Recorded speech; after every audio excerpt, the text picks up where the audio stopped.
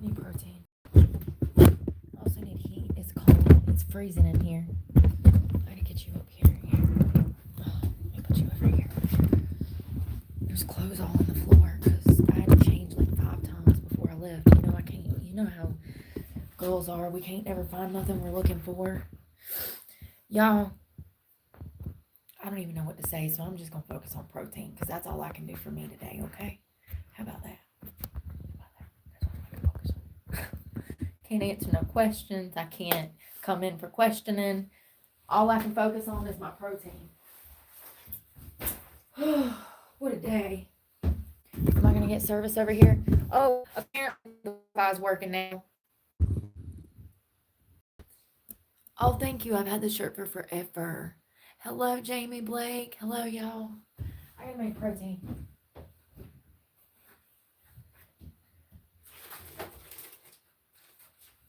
I don't exactly know what this is. I got stuff in bags everywhere. Anybody else? Anybody else got random protein?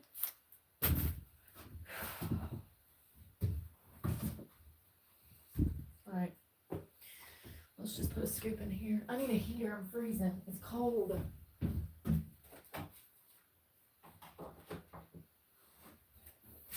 And it ain't even 70 degrees outside, is it? How cold is it? Can you see me? Alright.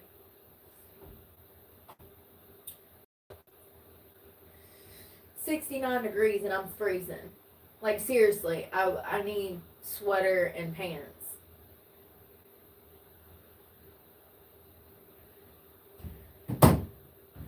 Protein. I don't know. I got a new bottle. Hey, look, I got a new bottle. Hey, I got a new bottle. I went by Wally World. New bottle. That was all I grabbed though. Oh, and I got some electrolytes. Hold on. I ain't never had this kind before, so I figured we'd try it. And look at this shit. Y'all, you know how I was raving about how good the book bag is? I already got a hole in it, homie. It didn't even make it through one season. I'm gonna open up a fabric factory, okay? Because they don't make quality nothing no more. This bag, it wasn't that much. It was like $35, I think. Love this bag. It's called SOG. It's got all these lovely pockets. Absolutely love it. Came from Walmart camping section. The only problem I've had is that I broke this off. It's supposed to go around your chest. It snapped. I'm sure that could be fixed. And now I have a hole at the top. It's probably because of how heavy everything is that I put in there. Electrolytes. Sorry, my house is a mess. It's not my house. This place is a mess. Oh, I don't even know where the electrolytes are right now, so never mind. I swear to God I bought some. Let's see here. How many ounces is that? 16 ounces? Hell no. Wait a second. 8 and 8 would be 16. That'd be 2 scoops. Okay, hell yeah. Let's see.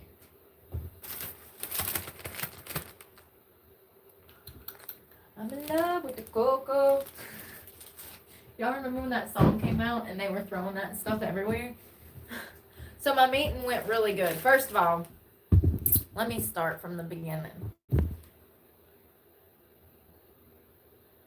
I don't even know what to say about today. I will always stand on what I say.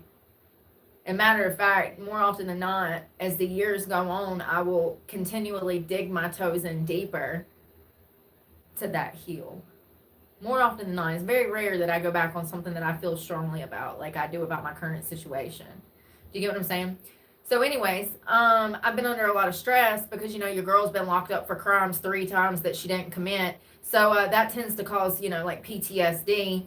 And I've been stalked at the same time. I've had stalkers. And so it's been a lot. I really haven't had time to process. I guess I'm just reiterating everything we've been through because I've got some stress relieved off of my shoulders today. So it's just sometimes I guess You know how like you be stressed about something and then you get like a little resolution to your problem and it just like alleviates all of this stress off your shoulders? That's what I mean. And I haven't had any protein today. Oh, I had protein coffee. Premier, I brought this to show you. Oh, my back, y'all. Oh my God. Did you hear that? I just made my back. Oh my God, that feels so much better. Let's see if I can do it more. Did you hear that? If you were wondering what I'm doing over here contorting my body, when I went to reach for the protein, I got all this relief when I started twisting, and then my lower back where I've been hurting popped. Heck yeah. Chiropractor who? So this is what I had for breakfast. This is really good, shaken up with just like ice cold milk. Okay. And then listen, if you're a caffeine junkie like me, that Nespresso. So make this protein, shake it up in your blender bottle, and then pour it over some ice, and then take you some Nespresso concentrate espresso and dump it on top. Oh my God, it is so, listen, it tastes, do y'all remember that like 1980s, 70s vanilla ice cream that had this like chocolate swirl through it? That chocolate had a particular taste, and it's like an old taste. It's got to date back to the 80s or 90s.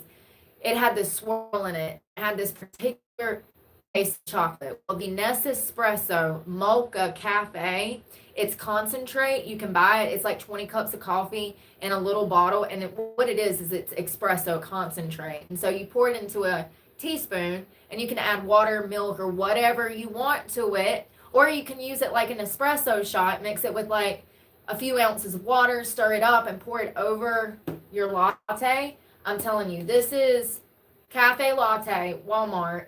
And then the Nespresso is Mocha from Walmart. 10 out of 10. Literally, it tastes like that fudge ice cream from the damn 70s or 80s. It's so good. It's literally my favorite drink right now, and I pour it over ice. So I'll make the protein, pour that over ice, and then take the Nespresso and pour it on top and sip on it. And it's also a pretty drink. It turns out pretty. So pretty. Y'all, I'm going to make protein. I'm feeling better. I ate a sandwich. I just ate a sandwich. So for those that don't know, when Brooke goes without eating, Brooke starts to have mental health problems. 100%. This stuff is not talked about enough. It's not talked about enough. How food and diet impacts mental health, man. People that are going without their basic needs being met, they're out there losing their minds on the street corner. Let me tell you. Half of them ain't even had a proper meal in probably weeks or months. Listen. People, food plays such a part in how we operate, how we function. We need food for our bodies to function, for our brains to function, for our gut to produce dopamine. 50% of it's 40%, I think. 40 or 50% of our happy chemicals are actually created in our gut. So, you know, when you're not getting a proper diet, you're going to fall into depression, anxiety, all of that stuff is going to just, be worse. So I ate a sandwich, rotisserie chicken on seeded rye with spinach, garlic confit, and those caramelized onions. I ate that thing so fast. I'm going to go eat another one. And actually, I'm going to eat a piece of cake, too, with a glass of milk after I'm done with this protein. I have not been eating enough. I'm growing. So listen, I finally found out, like, the perfect rhythm. I need to, like, bulk up for, like, 2 or 3 days and then do a cycle ride. And then bulk up for 2 or 3 days and then do a cycle ride. I think because I have sugar level problems, it would be better for me to take a few days to, like, binge. Not really, but, like, bulk. Healthy. A clean bulk. And then, like, eat a good, breakfast and lunch for a night cycle. Well, it's getting cold now, so I need to be cycling during the day. So eat a really good breakfast after, like, 2 days of bulking really good to get my strength up. Because, I mean, just with all of the instability, I never know when I'm going to be able to eat. So it's been really hard. But I've gotten this rhythm of realizing that I'm starting to grow. I'm starting to see gains because I'm focusing so much more on protein and eating.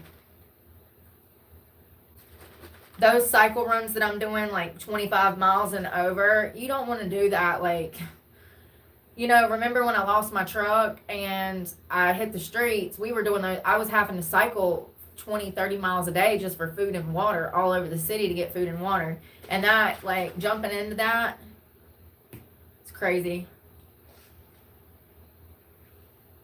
It's absolutely crazy. Cheers. I think it's chocolate nitro with creatine. Ooh, I like the new bottle. Listen, I forgot to show you. Linda, listen. I hope it don't make a mess when I open it. It's got this revolutionary holes in the top. Walmart. $11, I think.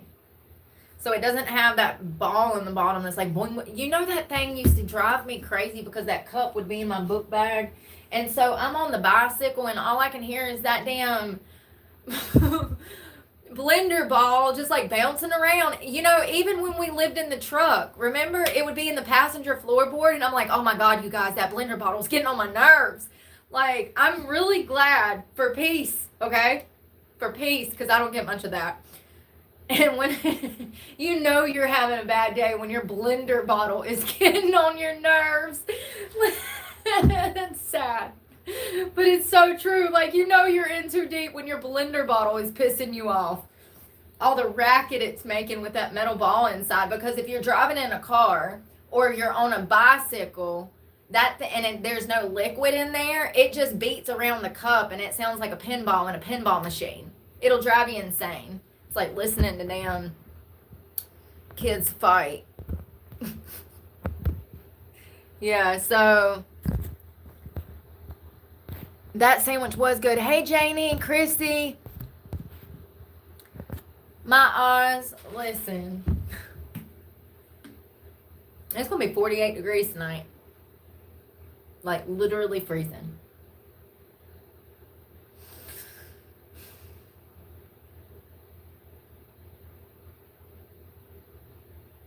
Cheers. Hey, Miss GT.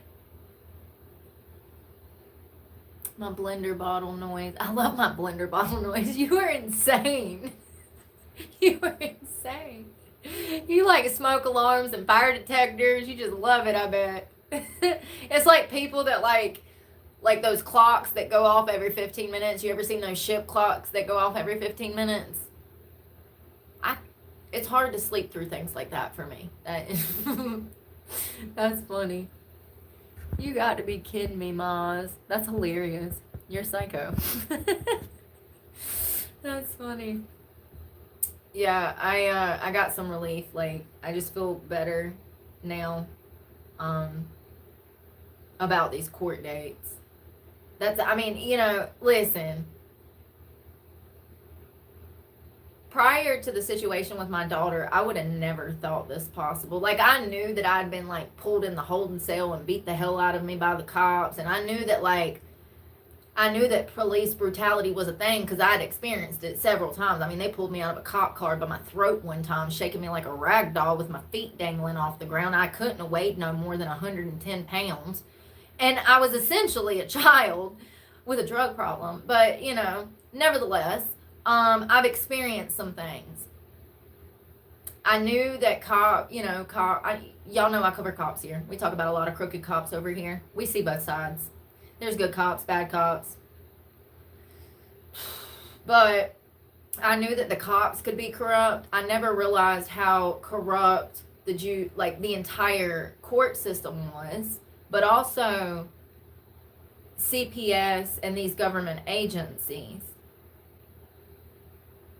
So, it's a lot. It's a lot. And I still have not even begun to heal from all of this, like, at all. Because I'm still in survival mode and I'm still being traumatized. So I can't even begin to heal because I'm being re-victimized daily when I'm on the damn streets dealing with people, whether it's stalking, whether it's having my tires slashed, whether it's having businesses that I go into be pestered and harassed and their Google reviews. Like, I don't understand, It's been really difficult, and living through all of this has been really hard. I need to focus more on food and diet. Every time I miss a meal, I start to spiral, and my whole day is shot. Every single time. There is not a day that I've skipped a meal that I've had a successful day. I've been doing a self-study for like 2.5 years. So if you've been following this channel, you probably know what I say is true. Because y'all be like, Brooke, have you ate today? Y'all be like, have you eaten? Have you eaten? What'd you eat? You need to go eat. So clearly, y'all have even spotted it. This behavioral pattern that I have, where I get so stressed out, I miss food, I get hypervigilant trying to fix the situation, I start to spiral, and then things are just 10 times worse. And I'm a babbling brook. You know? Yeah, I say this because I just want to put into like perspective people that you might see on the street corner, or people that you might think has a drug problem, and in all actuality, they haven't eaten in a while, nor had their other basic needs met. They haven't showered. Do you know what that does to a person to go days without showering? It just throws you into a depression. It really does. It throws you into a deep depression. Go 4 days without showering and then get back to me. I promise you, it'll send you to a place psychologically that if you've never been there before, it's a new place, and it's not a happy place. And the longer you go without showering, brushing your teeth, washing your face, the worse that gets. Not to mention getting irregular sleep on concrete, okay? Or a lot of homeless people, y'all have seen this, I can't sleep at all. You know, I'm up working out because I'm scared to sleep because of all the stalking, you know?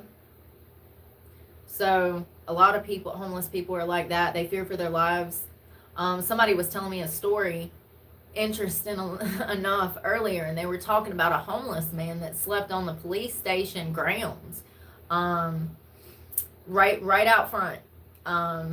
And so I made the comment, I was like, yeah, you know, they probably didn't do drugs and alcohol. They were probably sleeping there for their own protection. And this person told me that this person used to have essentially a really good truck driving job. He had a CDL and he was working a good job. And then I guess the economy, you know, truck driving, it's turning, it's had lots of problems. It started during COVID. We saw what happened with that. And thank God for all of our truck drivers, because they kept the country fed and clothed, and all of our supplies got to us, and it was because of them.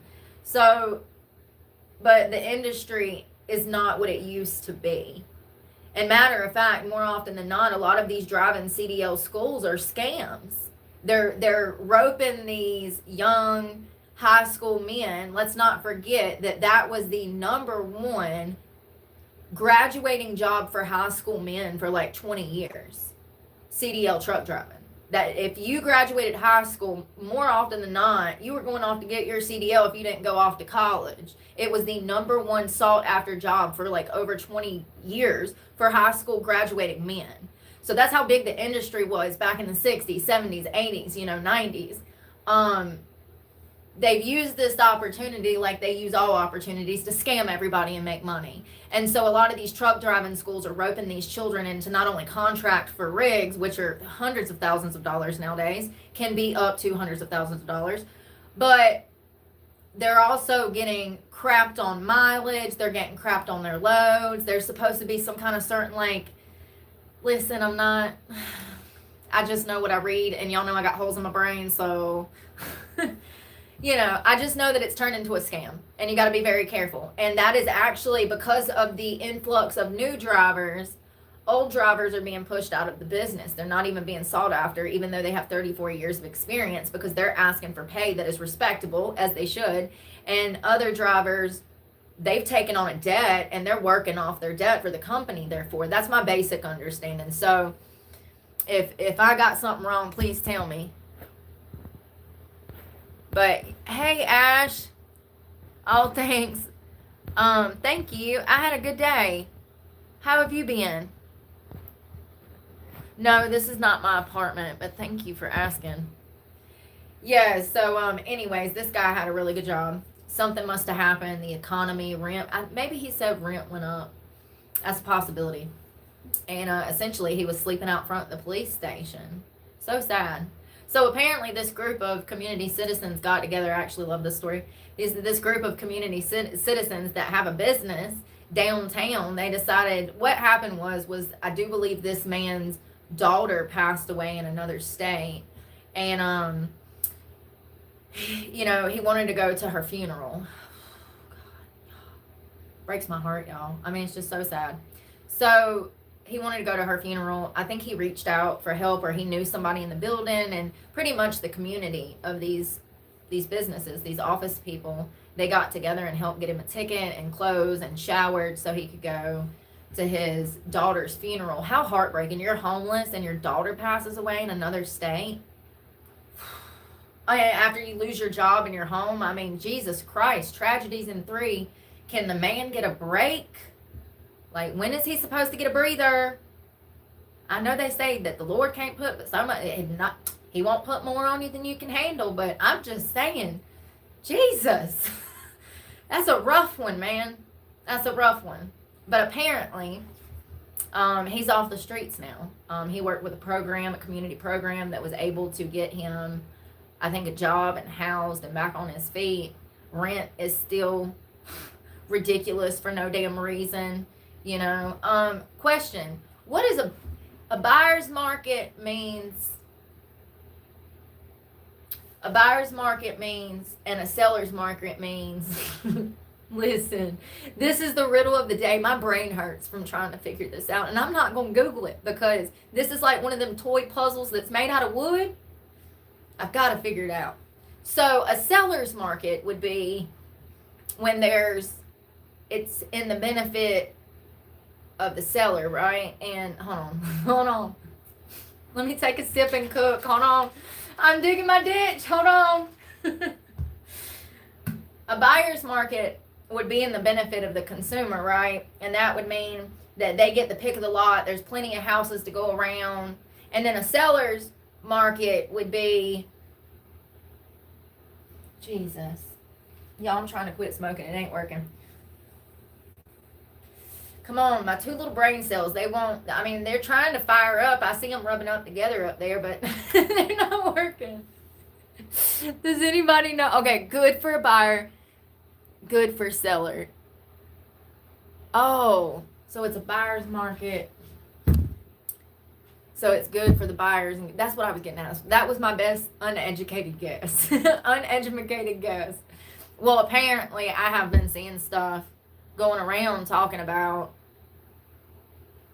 we're in a buyer's market. There's too much inventory. There's too many houses and nobody can afford anything because everybody's been financing everything on credit cards and now their damn cars are being repossessed. And I don't even know how they're going to get to work. Because if you take the damn light rail in Charlotte, you might be stabbed in the throat. I'm being for real, but like, I'm sorry to laugh, but dark. Felonious humor. Too soon. It's too soon. I should have gave it 6 months. I'm sorry. How messed up. Like, seriously though, nobody can afford a house. We can't even afford food. We can't even afford food. Supply and demand. We can't even afford food. Y'all saw that woman in Charlotte from Ukraine? She was a refugee she was in the heart of the war, honey. She's seen a few things at 23 years of age. Absolutely gorgeous. Looked like a model. What was she doing here? The honorable thing. She was working at a pizzeria. Drop dead gorgeous. Working at a pizzeria, working long shifts into the night hours. She got off of work, downtown Charlotte, uptown, got on the light rail, sat down, and 30 seconds later, the guy behind her pulled out a pocket knife and shanked her in the throat. As everybody else looked on and acted like nothing was happening. You know what frustrates me the most about these cases is I wish I could have been there, Like, seriously, like the woman that got set on fire, the homeless woman that got set on fire in New York, or the man that got raped on the subway in New York recently by another man. Don't let me catch you out here, honey. Don't be committing no crimes in front of me, because I'm gonna go straight feral. Not Will Ferrell. This ain't no elf. This is a monster. Like, seriously. It's really just concerning, all of these random acts of violence and how dangerous. I mean, things have always been dangerous, but I really do think that they've gotten worse. I really do. In the past 5 years, I do think that crime has gotten worse. Even though they say it's down. But if it was down, then why do we got to send in the National Guard?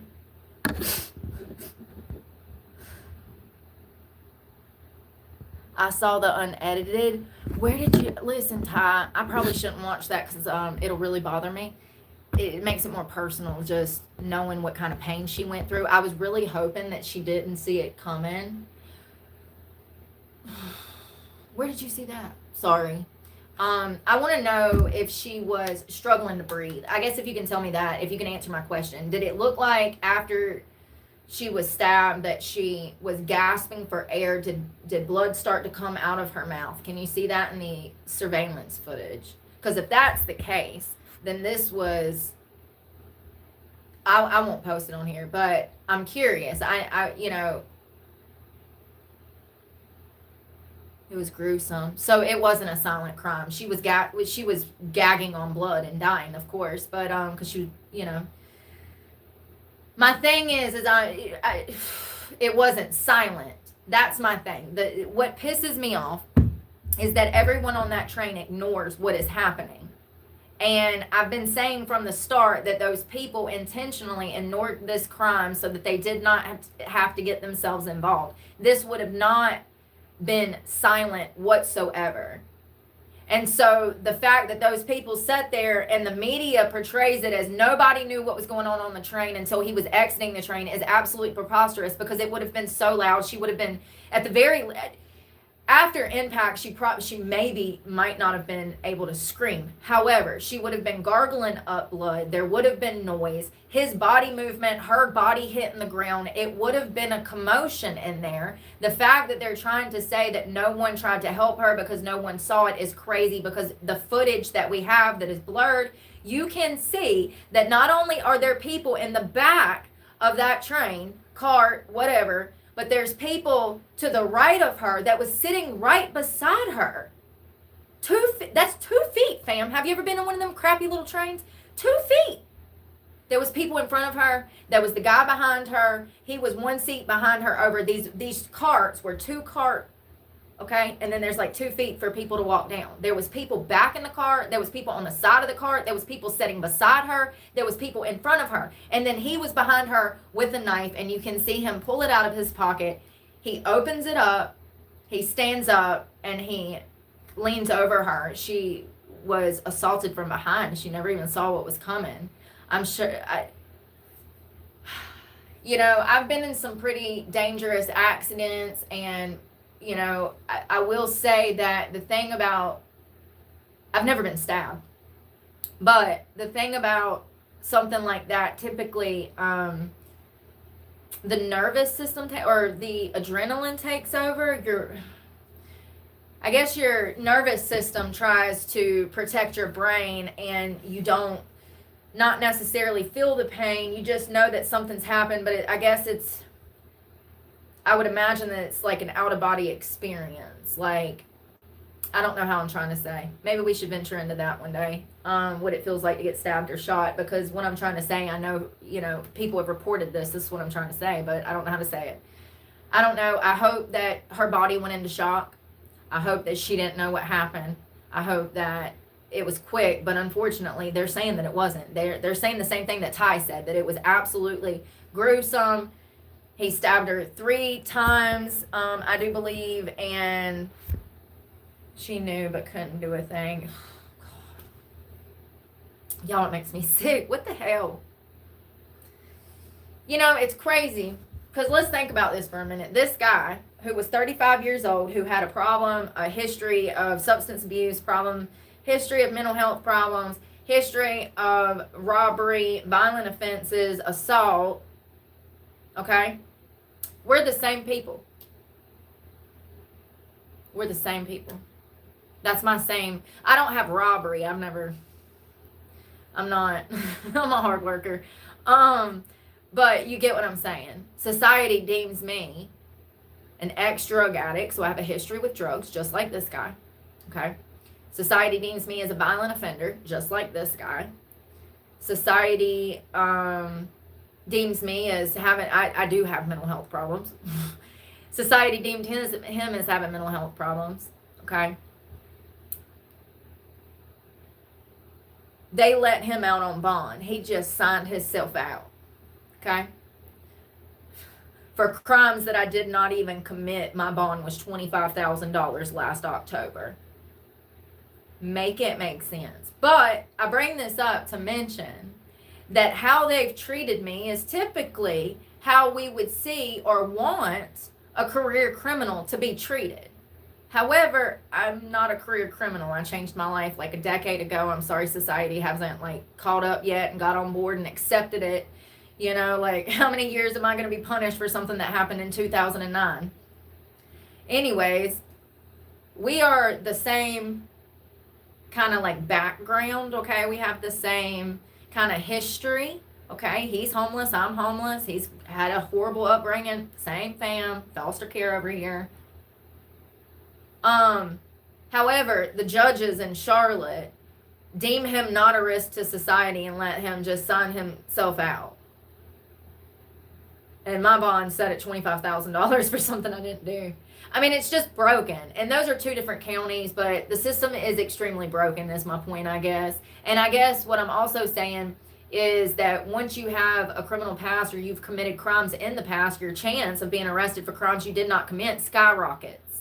Skyrockets. Yeah. So don't get caught breaking the law and you don't have nothing to worry about. It's really easy, actually. That's part of the reason that I'm on a soapbox half the time screaming at the police, because I know I'm not doing nothing wrong. I know what changes I've made. I know who I am today. I didn't know who I was 20 years ago when I was a kid, you know, and this all began, but I do now. And when me and the cops are getting into it, well, y'all know, I don't need to explain. Y'all follow me because y'all agree with the whole cop thing. That's one thing that I know most of my followers agree with me, is how the cops overstep their boundaries and the government oversteps their boundaries. So I don't need to say anything. I've caught it on camera. I can't even pull up to a city park without the damn police pulling in 2 minutes later pestering me. So, you know, it's just, it is what it is. And that's a combination of things. 1, because I have a channel. 2, because I have a past criminal record. 3, because they don't believe that people can change, which is why they don't more often than not. And also because I've been homeless. Ty, thank you so much. Mr. Grant.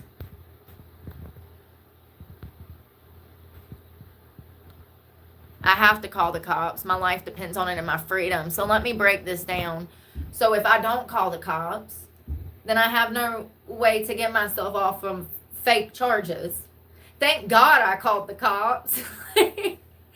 Bro, when that kid started stalking me, how many times did we call the cops that first day? I don't remember, but I know that they made contact with him and they were like, leave her alone. And then they made contact with him again. Remember, I got him on camera getting pulled over in that blurple car. Remember? And what, didn't we make contact with them again that day? I think that we did. I need to go back and watch that footage, but when do I have time? Like, oh God. I'm going to do it. I got to write a statement tomorrow. Not a statement. I got to write some shit tomorrow. A statement. Yeah. I had to go in for a deposition. Please, God, no. I plead the 5th. I plead the 5th. Shit, I ain't got to plead the 5th when I'm telling the truth. No, that's the problem, though. They locking people up around here for shit they don't do now. So you might as well just plead the 5th, because anything you say, they going to twist it to make sure they got something. It's crazy. It's a crazy-ass world. These things have gotten so much worse since COVID. So much worse. Yeah, and thank God I called the cops and make reports. Thank God. Oh, well, thank you, Ty.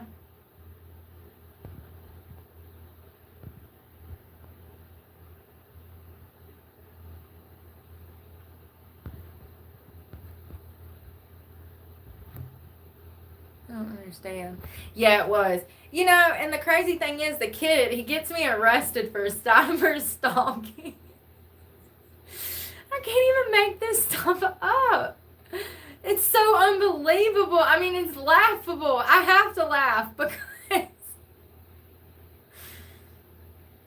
yo, they could like, I could sit down with somebody and I could just like do this all day long. It'd be like the craziest novel. You'd never believe it was an autobiography if I wrote it.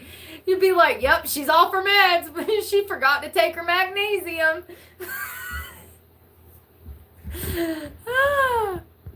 Yeah, it was crazy. And then I go down to the magistrate's office, and they won't even hear me out. He says, you're coming down here to file stalking charges against this guy because you're getting him back. You're doing this in retaliation. I said, sir, this kid, I didn't, should I just tell you? I don't know this person. I've never met this person. It's just some random person that found me on the internet, found out that we lived in the same town together, I suppose. And I'd be out on my cycle ride, and this kid just pops up, blaring the horn, circling me like a vulture, you know. So thank God I called the cops. And I think I even said, oh God, you guys, we got...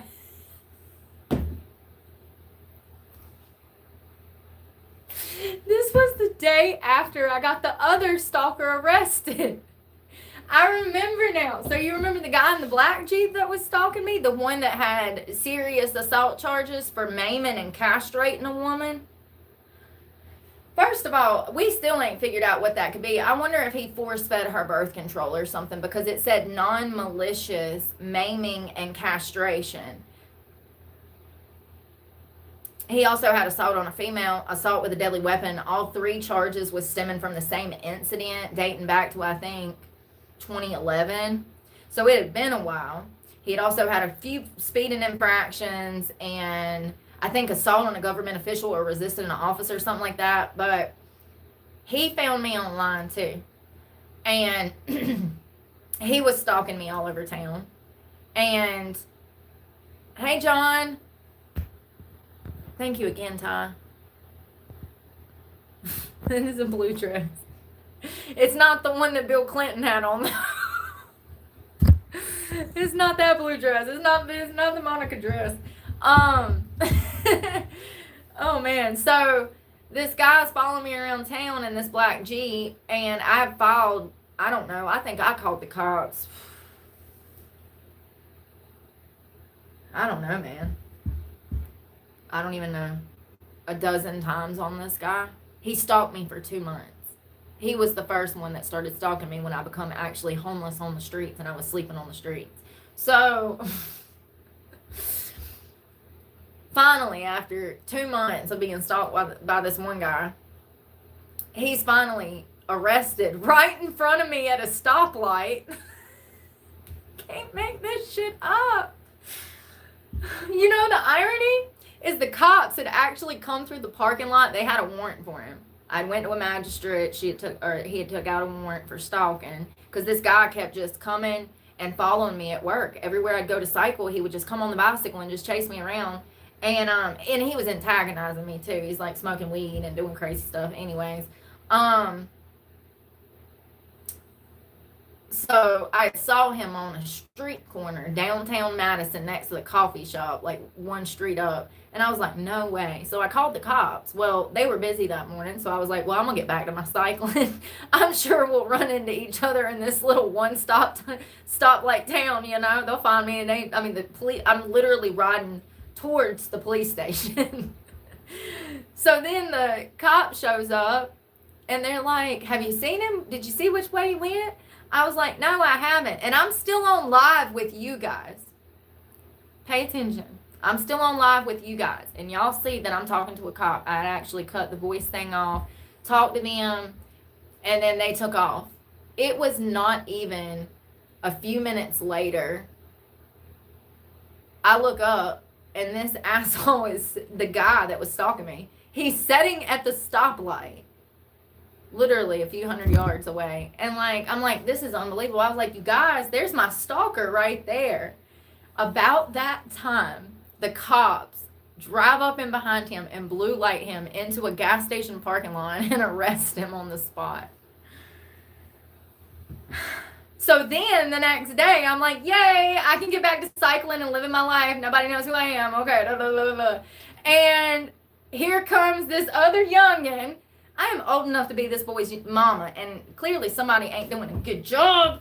Put me in, coach.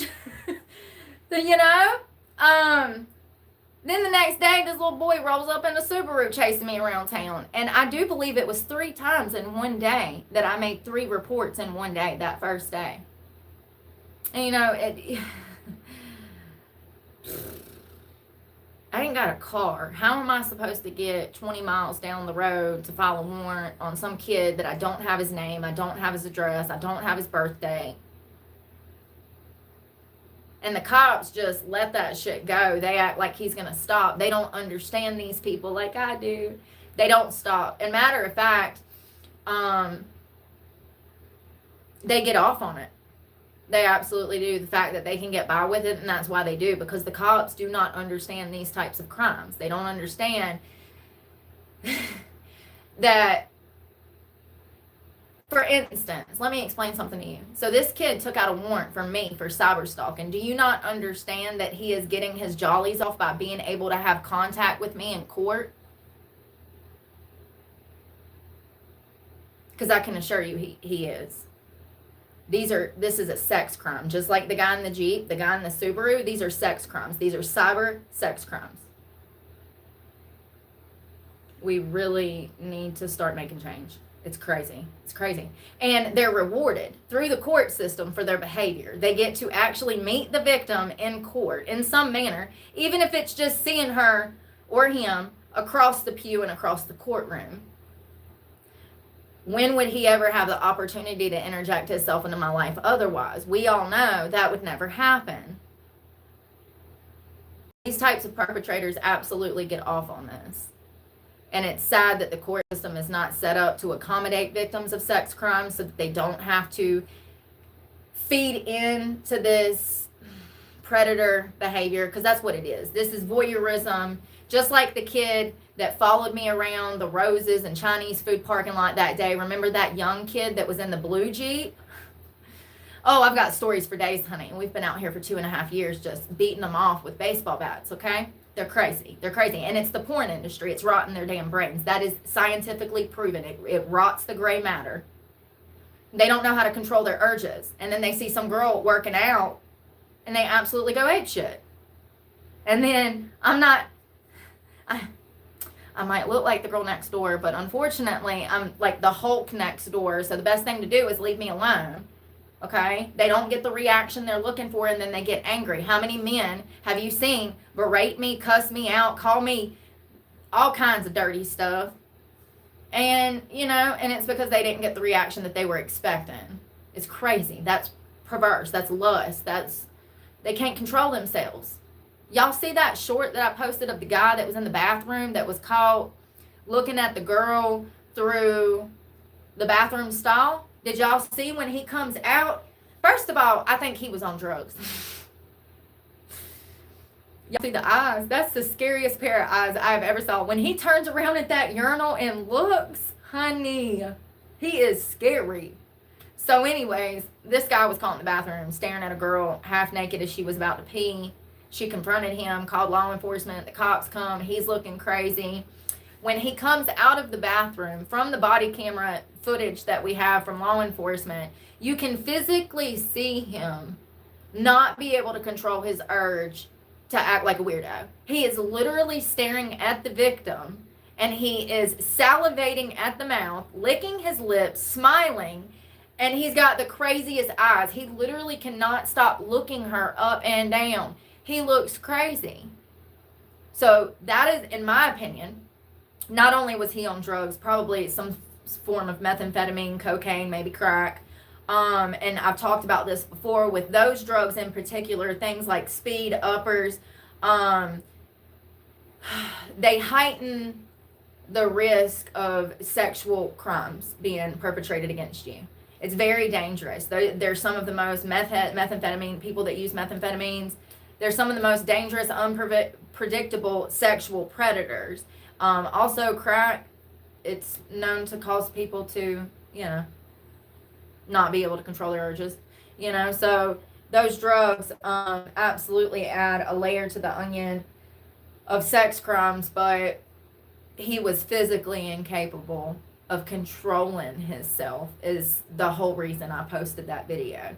And you can even see when the victim, there's the perpetrator who was spying on the girl, the cop, and then the victim, and you can see when the victim is talking to him and addressing the fact that he's a pervert and he's a weirdo, you can see him smiling. You can see him getting the jollies off. Once again, negative or positive, they just want an interaction with the victim. They already know more often than not when they're taking these risks to interject themselves into your life, they already know more often than not that they're going to get a negative response, but they genuinely don't care. And I think more often than not, they kind of get off on it because they're not even screwed right to start with. You know, voyeurism leads to, I mean, this is voyeurism. That's what he was doing. A peeping Tom and is voyeuristic, and it's, in my opinion, it's a great predictor of future crimes. I think that a lot, not most, I don't know, I would have to like dig into some stats. I think a lot of sexual predators start off with voyeurism. I think they're peeping Toms to start with, and then I think that escalates into other nefarious sexual behavior. And then, you know, if you do drugs and you already have that perversion, you're not going to be able to control yourself more often than not. Which is why you catch this guy with bug eyes looking like a Bug's Life character up in the women's bathroom, you know? What a creep. Did y'all see that? I mean, when he turned around, if I would have walked up in that bathroom and he would have been in there, I would have just turned around and ran out. He was so weird. I seen this Walmart. Yes, wasn't it? Is that Joni? I like that name.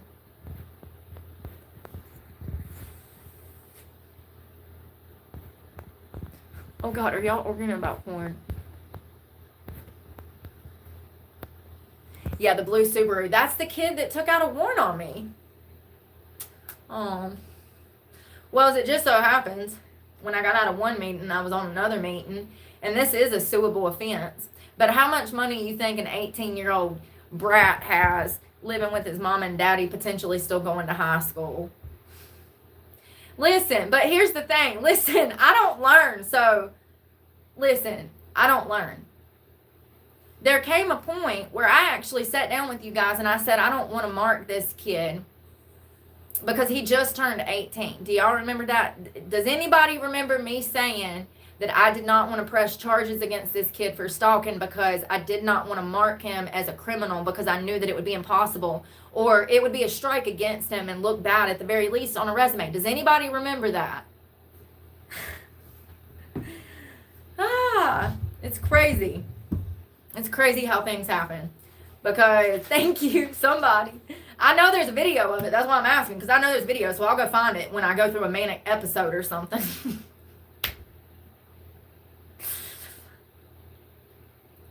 And I'm out on my bicycle the next morning. After saying this on live the night before. And I'm served with paperwork for essentially cyber stalking. It is cyber stalking. It's just so unbelievable. It feels weird coming out of my mouth. Like I have to tiptoe around it kind of because it's just so crazy. It's so crazy. I know one day when I'm like 70, I'm going to be like, man, remember them like really bad 15 years we had? 20. Remember them 25 bad years we had? Man, the struggle to get here. I know it'll all be worth it in the end, but it's so unbelievable. Part of the reason I started picking up a camera is because I started forgetting. I go through so many traumatic episodes like this, I've started to forget. When you're getting impacted psychologically over and over, you know, you're falling into homelessness, you're falling into drug addiction, you get sober. That's not rewarded. Society punishes you even more because you used to have a drug problem, even though you're clean now. Like, it's just so much. Like, society doesn't want people to change. They make it damn near impossible, if you ask me. And when people do finally change, society denies the change because they're not used to seeing it. It makes them feel uncomfortable. It makes them self-evaluate, okay? There's multiple reasons why society can't accept change in others. In my opinion, the majority of it stems from self-hatred, lack of identity. But that's just my opinion. But there's, psychologically speaking, there's multiple reasons why, blah, blah, blah, blah.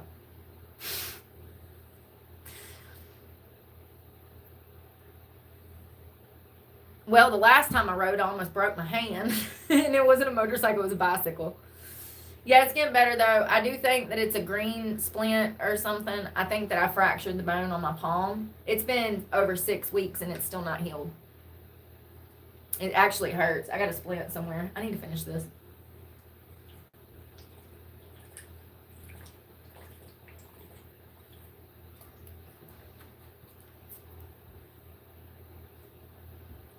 Who doesn't accept change? Oh, yeah. Yeah. Where they are. I agree.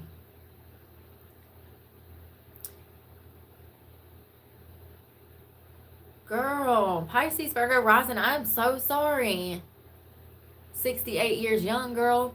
I was a child bride at 14, and it was one hell of a ride. The last 20 have been so much better. So you finally left the situation, or... Well, I'm sure you're 68 now, so he was aging, you were aging. How old, do you mind me asking, how old was he when y'all got married? That's so creepy. I don't care if he was even 16. If you didn't want to marry him, it's wrong.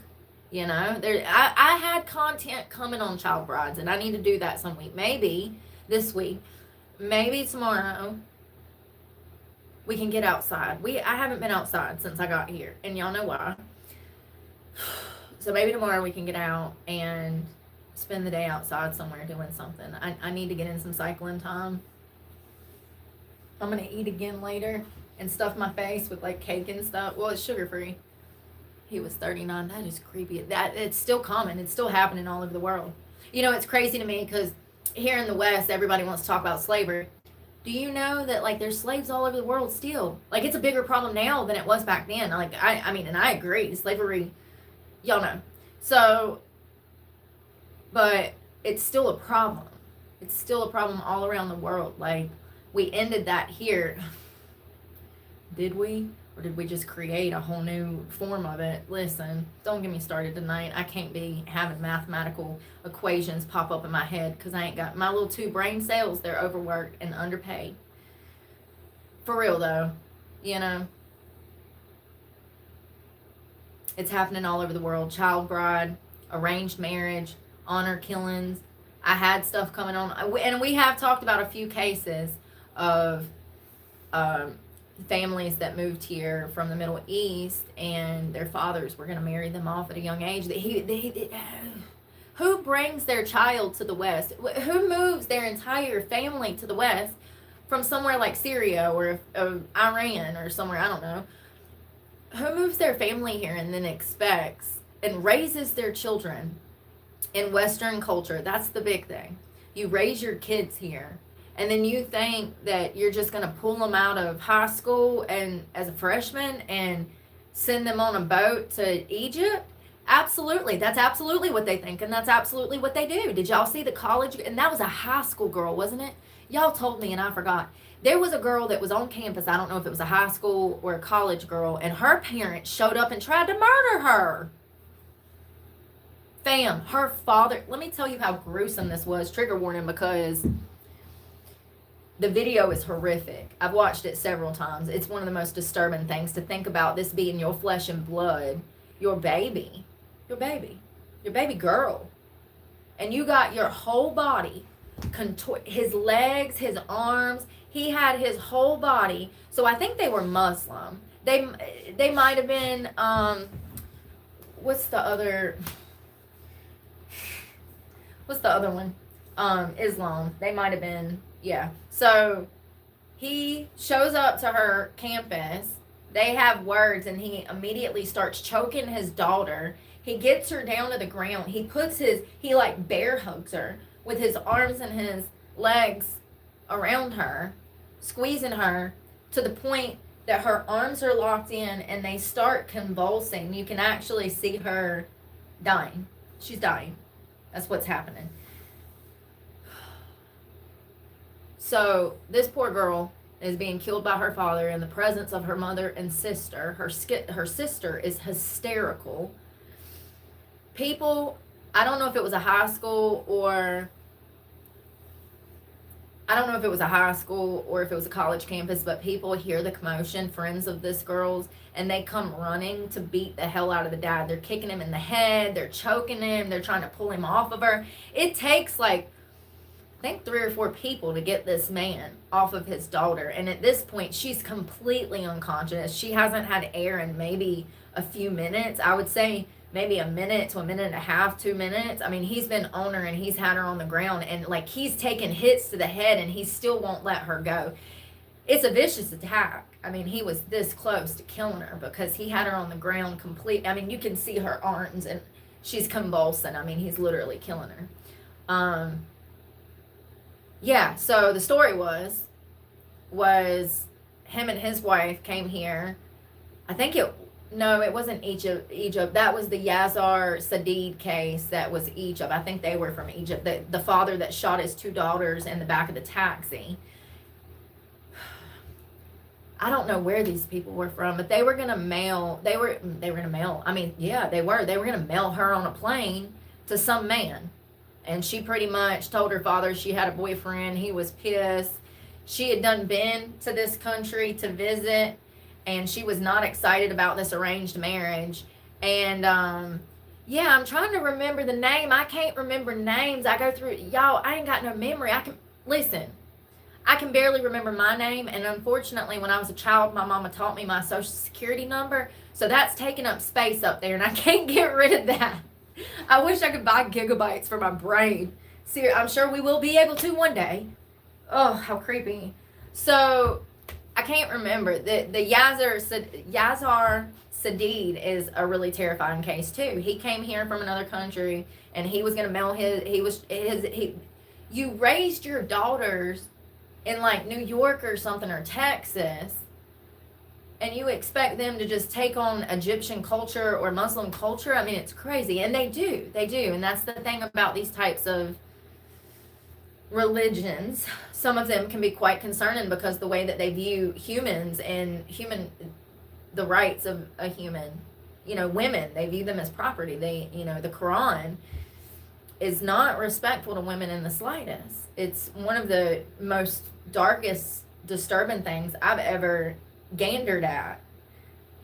It quite frankly, every time I start anywhere in it, I can literally start anywhere in it, crack it open anywhere, and it's disturbing. And so, when you have stuff like this being pushed into the men to treat the women this way, or to raise the women this way, or to gear the women this way, whatever you want to call it, it's not good. And it's absolutely wrong for someone to go to another country, birth children, raise those children who have essentially assimilated better than parents. I mean, they were raised there, so they were raised in Western culture. They didn't have to assimilate. They were born here. They are Americans, So it's preposterous to think that you would come here, birth children, raise those children in American culture, and then expect them to have the customs of Afghanistan or wherever. I don't know. It's crazy. But these honor killings typically, more often than not, happen because of the teachings of certain religions, in my opinion. The taxi one, those girls were absolutely beautiful. God. 2 sisters, complete utter opposites. God, they were so opposite down to their eye colors. One of them was light skinned with dark hair and blue eyes, and the other one was dark skinned with darker hair and green hazel eyes. I will never forget those children. Those girls were teenage girls just wanting to be teenage girls. And their father, his selfish, narcissistic, disgusting behavior, I mean, he just stole them, he did. All because they had boyfriends, all because he had plans for them. He was gonna trade them off for 2 cows and a gold nickel. Ain't it crazy though how like certain religions that are extreme like that, on the flip side, they also take care of their loved ones. Those are the type of people that move their loved ones in and they live with their parents, and hell, they might have both in-laws living in the house with a wife and husband and grandkids. Ain't it crazy though? Very close-knit culture. I do respect that about other parts of the world, especially places like India. And what was it we were talking about? Is it China? The boy is expected to take on the parents. 2 cows. Hey, TJ. 2 cows and a golden nickel. Don't forget that golden nickel, or you don't get her hand in marriage. Or is it, who's paying the dowry? It's the guy that's supposed to be paying the... Oh, that's why he's trying to... Brooke.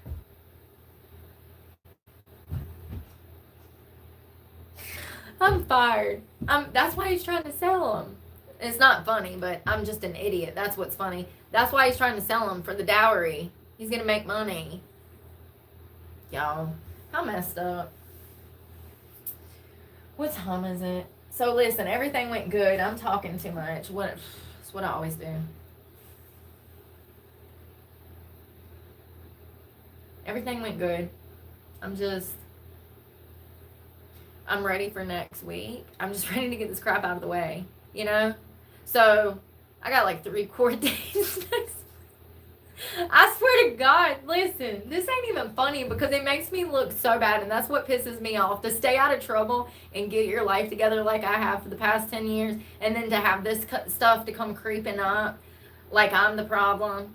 I'm just glad that I pulled out a camera, and I just wish that I would have done it sooner. Because it proves my point. It's crazy.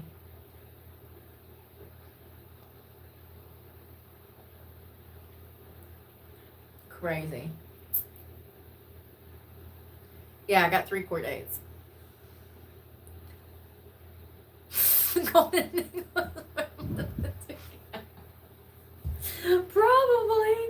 I don't know, not in India because they worship cows in India. Oh God, that's funny. Yeah, maybe in China, but not in India. Sorry. Ain't it India? I think it's India that they like. It is. Remember Fluffy, the heavyset guy that does the stand-up? He's a stand-up comedian. I love Fluffy. He's hilarious. I think he's got a new special out, if I'm not mistaken. I could be wrong. But he says that he went to India, and he says that the highways are just like trash. Like the infrastructure is just trash. Like it just looks so unsafe. He's like, you get in a car that's old as hell. It looks unsafe. It feels unsafe. There's no seatbelts type of thing, you know? It's like they're living in 1980 or 1960 again.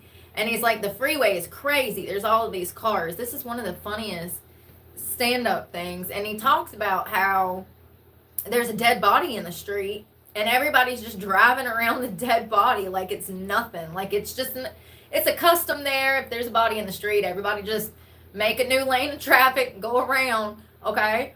Well, there comes a point where he's headed back to the airport in a taxi, and there's a cow in the street, and everybody just stops. Everybody stops the car and just shows respect to the cow. They're just going to wait for the cow to move. And he's like, well, what are we going to do? I got to get to the airport. And they're like, we don't know. The cow just set. It's hilarious. If you haven't seen that one, so funny. So I think it is, unless he's lying about how much they appreciate. I think that they're respected, like honored. Listen, where's my phone? Let me stop thinking and research.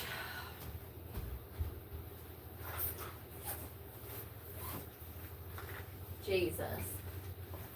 Well, the Wi-Fi's back on, folks. Where's my phone? Oh, there it is.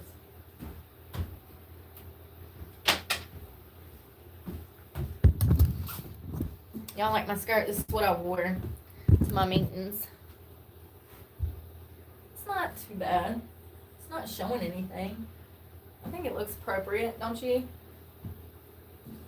Is it appropriate?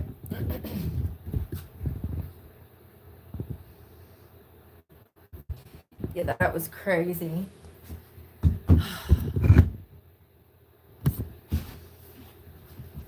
Y'all, We need to check the weather. I'm going to die tonight. I need to get serious. I'm hee-hawing and I'm not thinking. It's going to be 49 degrees. So listen, hear me out. So I guess I'm going to be able to like sleep here and run that heater. I've got to get everything out of here and stuff tomorrow because I had stuff, meetings, and all these court dates coming up. I didn't get to handle this today. So I guess the coldest night is going to be tonight, so that's good. Yeah, it's crazy. I sent these two, like, I don't want to say they're like halfway houses, but they're like women's transition houses. I sent them an email. They hit me back. One woman said that they got a waiting list that's like 3 years long. And she said that they've been getting more applications than ever. It's like a transition house. It's kind of like a halfway house, but it's not for drugs and alcohol. It's like a program to help women with like, it's like all of these people stay in the same house. And it is recovery based, but they have years of recovery. And it's like a rent reduced type of situation with multiple people sharing a place. Kind of like a halfway house, but a little different. Yeah, it's crazy. I don't need an Oxford house. That would be really bad for me, actually, in my place in recovery. I've been clean for over half a decade. We don't really want people in recovery going around fresh addicts. It's not really smart. People, places, and things is going to be 90% of your recovery. And, like, I know that they don't teach that, but that's also why people are not recovering. They're not geared in the right direction. That's part of what we do over here. This was nothing like an Oxford house or a halfway house. That's the same thing. An Oxford is a halfway and a halfway is an Oxford. But like the problem with those is that's become a modern scam too. You know, they're some of those places are thousands of dollars a week. I don't know who's got thousands of dollars a week for a halfway house, homie, or even hundreds. That's crazy. But just like every line of recovery, it's turned into a scam. Most rehabs are scams. They're not gearing the patient towards recovery because they need the patient to relapse to come back to make more money. It's the medical industry. Ain't the government just grand? It's not just the government, it's private facilities too. They do the same thing. They're even worse. They're charging $20,000, $30,000, $40,000, $50,000 a stay. Oh, God, anyone I've ever met that went to like Malibu rehab or treatment centers like that in Los Angeles, I've never known any of them to stay clean. Not a singular person.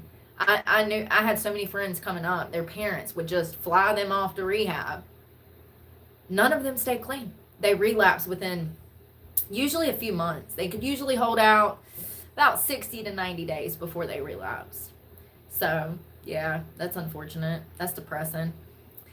We've looked at recovery stats over here before. It's really hard to get a definitive answer on how many people actually get clean and how many, you know, like your recovery chances or like your percentage of recovery chances. It's really hard to get a definitive answer. My dad went to an expensive place and did not stay clean. You know, sometimes it takes multiple times to get, hey, Destiny. Christopher, hello. Sometimes it takes a few times. It usually takes most addicts, a half a dozen. It's different for everybody. One thing's for sure, they will relapse. I don't know how many times it's going to take them to get clean or if they ever will, but one thing's for sure, they're going to relapse. That's what addicts do, you know. It's unfortunate. I'm sorry about your dad, Brooke. That sucks. Is he sober now by any chance? 25 years sober. Congratulations, my Oz.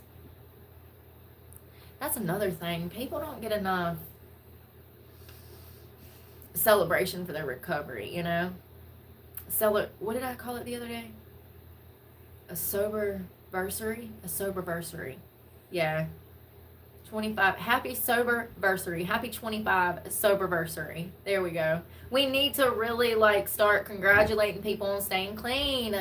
It really is crazy to me. I had a mental health breakdown 2 years ago when I fell into homelessness and I had to move into my truck. And there was a nurse in the hospital. And she was like, so how long have you been clean? And I was like, blah, blah, blah. At that point, it was 3.5 years, something like that. And she was like, you should be so proud of yourself. Da da da da da da. Y'all, I just burst out crying. Nobody had ever told me that. In 3 years of being clean, not one person was like, you should be proud of yourself. Or, congratulations on kicking heroin. That's crazy. I'll never forget it. I bring that story up all the time. Like, it's crazy. But I really just want to, like, hone in on how just one person that I didn't even know, the kindness, was enough to give me faith in myself, Some stranger that I did not know that met me in an ER said a few kind sentences to me, and it gave me enough faith in myself to continue on my journey of sobriety and focusing on my mental health. It's crazy. It's not, addicts, people that are struggling, they don't hear the positive shit enough. It's crazy, and just society just eats at their soul and just all negative. I eat a sandwich and I become all philosophical and shit. Imagine who I could be if I ate 3 meals a day. Jesus, sorry. Oh, thank you. Yeah. Lord have mercy, not at the AA meeting. Why even go?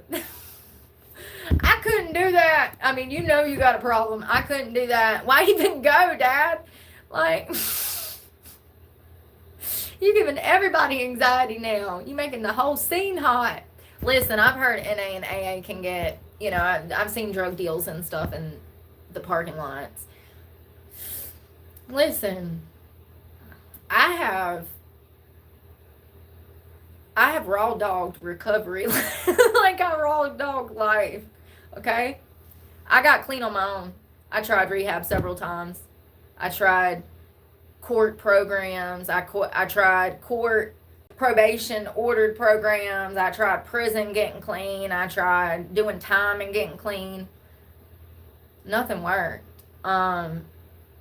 Because it was my environment that was keeping me strung out. It was what I was being subjected to that was keeping me strung out. So people, places, and things are 90% of people's recovery. If we can change people, places, and things, get them into a new environment, get them into community groups where they actually have people to lean on and not people that are just addicts. A lot of people come from families, generationally, they've done drugs. That's all they know. No medical professional is going to tell people that they need to cut ties with their mama or their daddy. But the truth is that if we want what's best for the patient, we need to, at the very least, give the patient this information so that they can make a decision themselves whether or not they want to focus on a treatment plan that focuses on cutting the toxic, changing people, places, and things, or if we need to focus on a treatment plan that is more geared towards working with what family and community resources, like the resources they currently have, and making the best out of that situation. Rehabs don't tell people what they need to tell them. They don't say the hard truths or the hard facts to their faces, just like churches tiptoe around God's word nowadays, and they put out stuff that appeases the masses rather than approaching tough subjects and talking about God's purpose for us all, So it's the same thing. Rehabs do not disclose certain things to patients that they absolutely should. They don't gear patients in the right direction.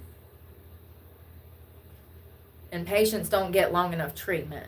That's one of my biggest concerns that I definitely would like to see change. But with the medical industry being what it is, patient care, they need, when they're coming in through detox, they need IVs, they need Gatorades, they need liquid Ensures. Their basic needs are not even being met. I mean, you can't even get a cup to get water in rehab. It's crazy. You have patients throwing up, having stomach issues, and you can't even give them a cup so that they can drink water. Yeah, it's sad. Hey, Miss GT, how's your night going? Hey, Phoenix Sky. I hope you're doing well. I like your picture. You look like a badass. I like your picture too, Jason. He was trying to trick everyone with his sneaky, but good now for always been good for a year now.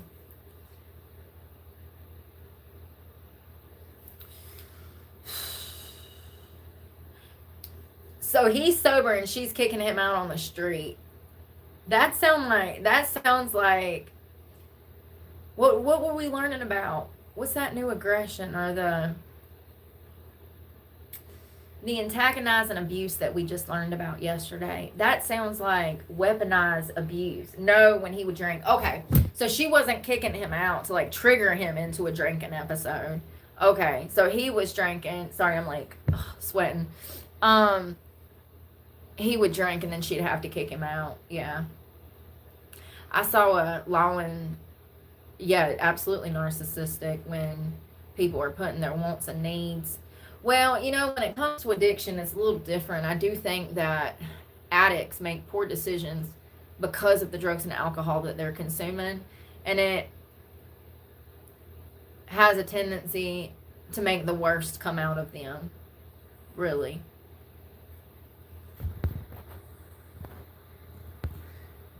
Says quit drinking, but now her husband's drinking is evident. Lord, you got one of them sober, now the other one's drinking. Jesus Christ, it's a family crisis.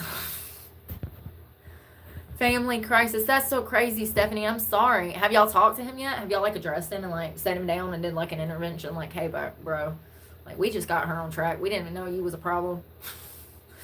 Like, yeah.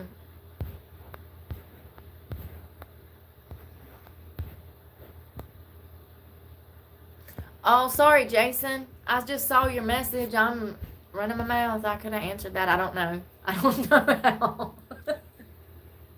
I couldn't have helped you even if I saw it. I'm empathetic because I know. I hear that.